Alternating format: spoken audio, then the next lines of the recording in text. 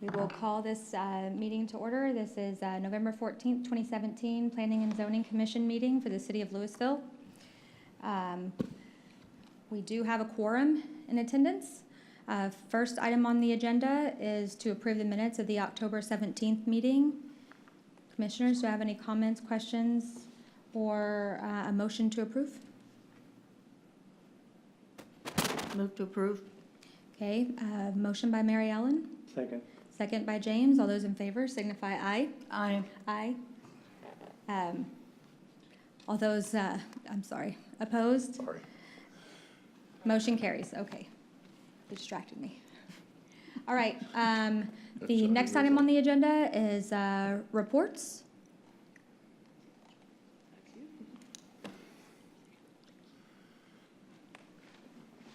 Good evening.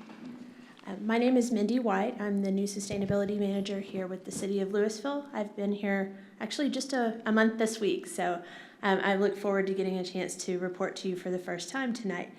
As you found in your backup packets, there's a little bit of information in there. A zoning review worksheet, you may have seen that already in your backup information. But just to give you a little bit of background, this is a worksheet that is given to us as part of our credentialing process through the Soul Smart program. What the Soul Smart program is, it's a national initiative that's funded through the U.S. Department of Energy, and the idea is that it's partnering with local government partners across the country where they are working with them to remove what they call soft costs or barriers to solar implementation at the community level, both residential and commercial. And soft costs are going to be those things like administrative costs, permitting processes that take a long time or are very difficult, policies or permitting language that isn't very friendly to solar in particular communities. So they're looking at how can we set it up in such a way that it encourages solar development in our communities and makes it easy for our residents and our businesses, if they so choose, to get that as part of their alternative energy choices in our community. So basically what I'm presenting to you tonight is just kind of running through this review that we received from the Council of Governments. They're the local arm of the Soul Smart program. They're the local administrators. And one of the requirements for the program is they go through everything that we have currently in place, and they look at potential gaps or potential barriers in our current processes and our current policy. Everything that they have down here is not necessarily something that we have to do or have to implement. I'd like for you to think of it as maybe more of a menu that we can select from when we get to the point where we're starting to do our rewrites of the development code down the road. This is more giving us a suite of choices along a spectrum where we can decide just exactly where we want to stand as a community in terms of incentivizing or welcoming solar into our community. So this is just basically a summary of what they found and some guidelines that they provide as examples from other communities of how they were able to implement in these various areas. Basically just wanted to make you aware of it, give you kind of a heads up of the process that we're going through, and let you know that once we do get to the point that we're doing the development code rewrites, that hopefully this is something that we'll be able to revisit in greater depth, kind of do some research, see what's the best fit for our community, and move forward with integrating some of that in the future. So, okay. Thank you. Thank you. Does anyone have any questions for Mindy? Or oh, do you have a question? Well, I was going to ask on the Massachusetts guide, I guess. So that, I know that they were kind of talking about, mounting the arrays on outbuildings and stuff like that. Like the distance, the setbacks and stuff like that. Is that in line with our current zoning? Like if you're wanting to put an array on an outbuilding or something like that? Sorry. That's something we'd have to look into. I think in most cases, though, we have adequate setbacks from property lines, so. I mean, would we have to kind of get them all uniform to like, would we have to change the ordinance, you know, or like, well, I guess like are we taking this, the entire, you know, word for word, or are we just kind of, is this a guide? I think it's more of a guide, and that's where we decide, moving forward, exactly how far we want to go along those lines. In terms of setback requirements, currently that was one thing that they identified, the difference between a setback of, say, a building versus a setback of a fence, Right. and encouraging ground-mounted solar to be viewed as more of a fence-type setback to encourage that type of installation. Right now, our language is very broad and very vague and requires an SUP for the most part to have this happen. So the examples that they provide are very specific examples of how, if we chose to go that route down the road, that we can pull some of that language in and be more specific about how we're permitting that. Okay. We would definitely have to customize our ordinance. You know, if we choose one of these options, we'll have to, you know, test it against our current zoning ordinance and setbacks and accessory building rules to make sure that there's not any conflicts. Right. Because there may be some, but I think in general, like I said, our ordinances are pretty general. I think in most cases there should not be any conflicts, but we would test it to make sure that there are not any that are unforeseen. Okay. What is the time frame that we're looking at for development? Well, on our rewrite of our ordinances, we're looking at probably over about the next 18 months. Our consultant is currently drafting the small area plans for the two selected areas, and that's expected to be wrapped up in February. And then I think we'll use that as a springboard to go into the ordinance rewrite. So I think that'll be an area of focus in 2018 and hopefully wrap up in 2019. And so I have a question about with all of this, is there going to be anywhere that addresses aesthetics of solar? Like in Old Town, right? Well, I mean, there would be, I mean, I would assume there would be specific areas where certain things would be, we would want them to look a certain way, and so there would probably be some guidelines or some restrictions there. I know most cities, look at that, and sometimes it varies. There may be more extra steps to consider in special districts like Old Town or the I-35 corridor. But I think even some cities, make it a citywide issue that the aesthetics and the location and the view from the street are taken into consideration when installing these type of facilities.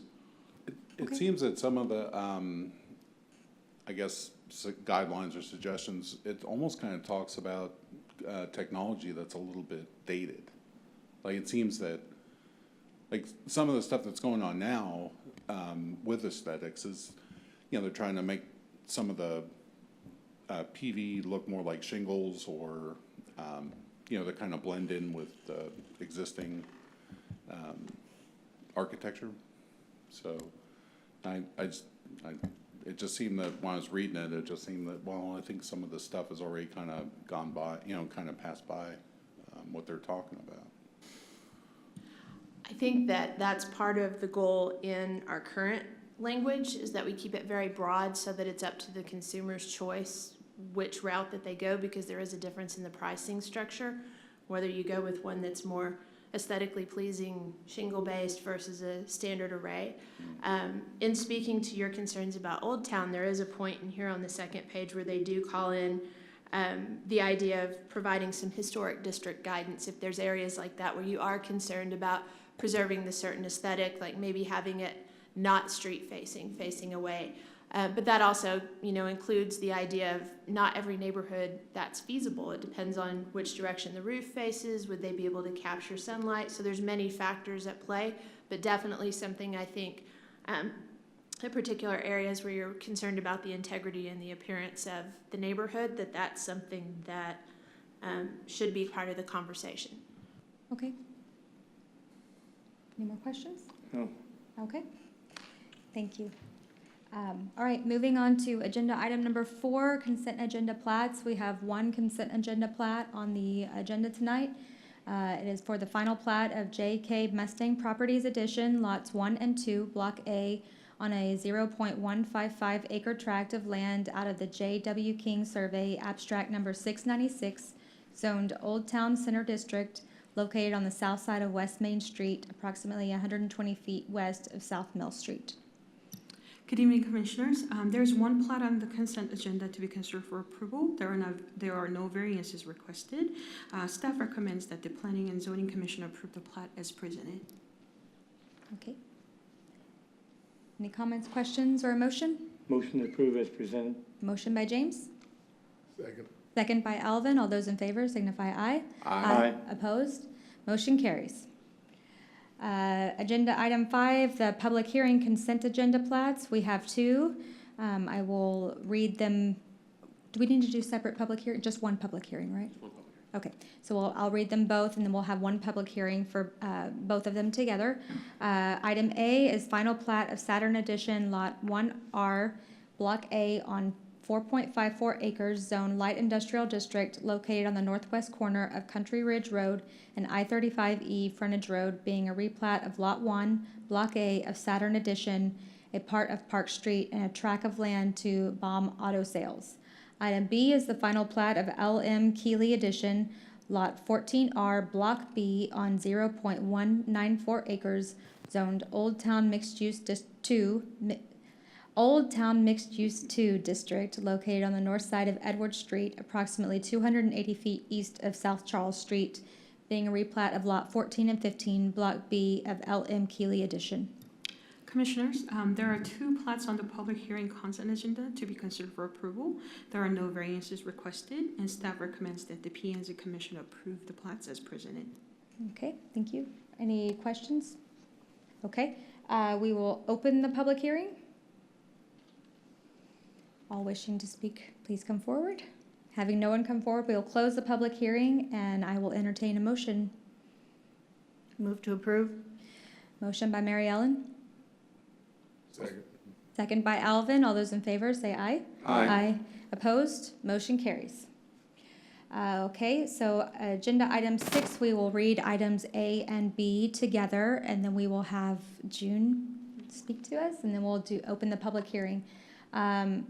Item A is a public hearing for consideration of zone change request from multifamily 1 district to general business district on an approximately 0.56 acre tract of land legally described as Lot 3B, Block A, Timber Village Edition, located on the north side of Valley View Drive, approximately 470 feet west of SH 121 Business at 139 Valley View Drive, as requested by Cynthia Rahimi of Sire Resources, Inc., the property owner.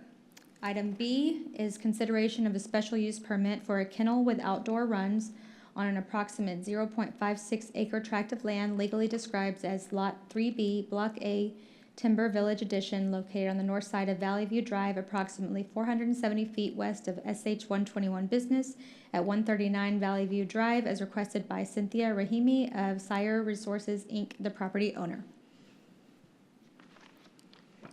Good evening, Commissioners. Before I do my presentation, I just wanted to let you know that there's a supplementary 3-page PowerPoint slide that's uploaded on your computer screen. That's just more of a supplementary images to give you a better understanding. However, I'll just run through my report without really pointing to a specific page, but feel free to click through them.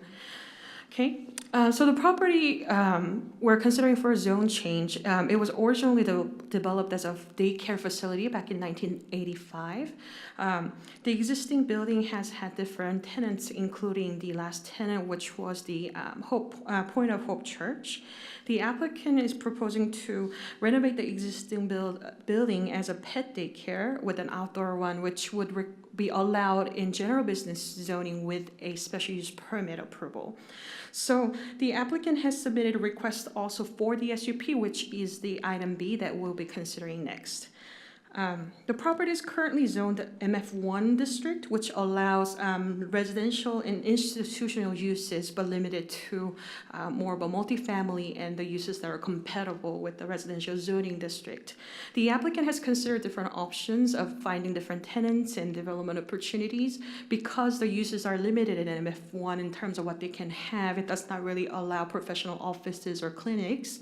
The applicant has discussed with staff about different options. And the applicant wanted to convert this existing building into a pet daycare, which should be allowed in general business zoning as long as the SUP goes along with it is approved. Currently, the consideration is being made for approval of the zone change from MF1 to general business. General business zoning does allow some retail and professional uses and commercial uses that are primarily retail in nature. The subject property is actually adjoined by general business zoning to the north, which actually has the Max Sports Center and the beach volleyball location. And to the east of the subject property is also zoned GB, and they have the extended stay hotel. So the staff feels that this request for a zone change to general business is actually compatible with the surrounding area. Do you have any questions regarding the zone change? So am I understanding correctly that the SUP is required because there are outdoor runs? Is Correct. That, okay. So the zone change request is actually for the zone change from MF1 zoning to a GB zoning. The SUP consideration will be following after that if the zoning approval for general business would be okay. Is approved, yes. Then we can consider the SUP. So the use of a doggy daycare is allowed. It's just the outdoor kennel part that would have to have the SUP approved. Correct. For. Yes. Okay. Yes. Okay. And which side of the property would the run be on? I'm sorry. Which side of the property would the run be on?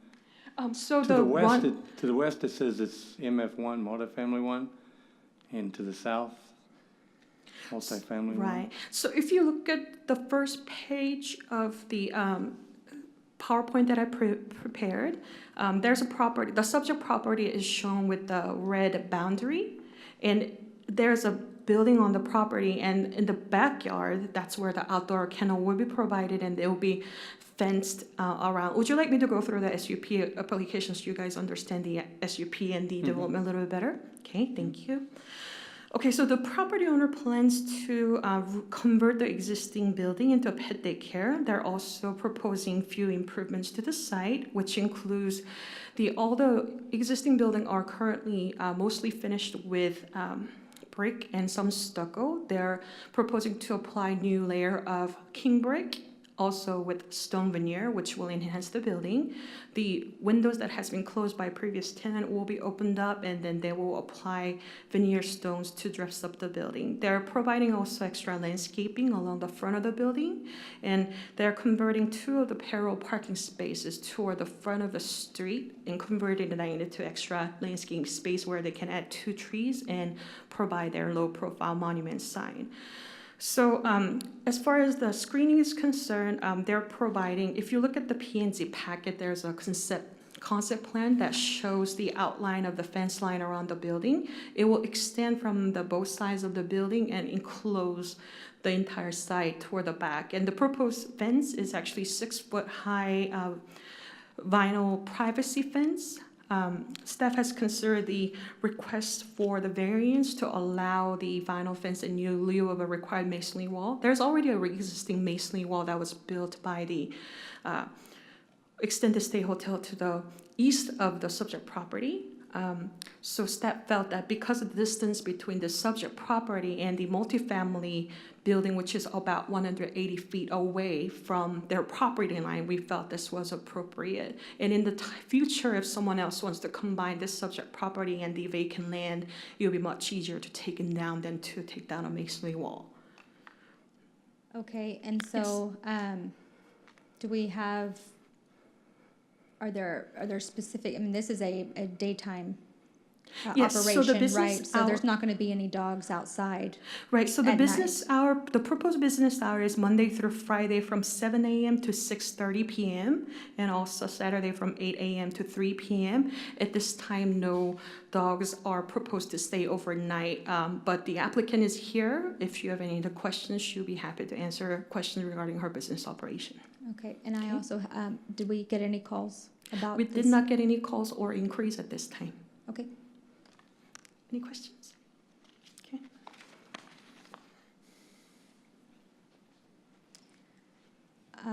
Before we open the public hearing, if the applicant would like to say anything, if not, that's fine too. She has covered everything pretty thoroughly. Okay. There's not much I can add. Okay. All right, well, with that, we'll open the public hearing. And with no one else here, we will go ahead and close the public hearing. And commissioners, we will entertain a motion. Motion to approve is presented. Okay, actually, we will have to do two separate motions. So for item 5A, 5A. okay, James makes a motion to approve. Have a second? Second. Second by Mary Ellen. All those in favor signify aye. Aye. Opposed? Motion carries. And for item 6B, do I have a motion? Make a motion to approve as presented. Motion by Alvin, I'll second. second by John. All those in favor signify aye. Aye. Opposed? Motion carries. Chairman Green, this item will be considered by the City Council on Monday, December the 4th, 2017, at 7 o'clock p.m. for a second public hearing and a final decision. Okay. Thank you. Okay, and with that, we're left with item 7, adjournment.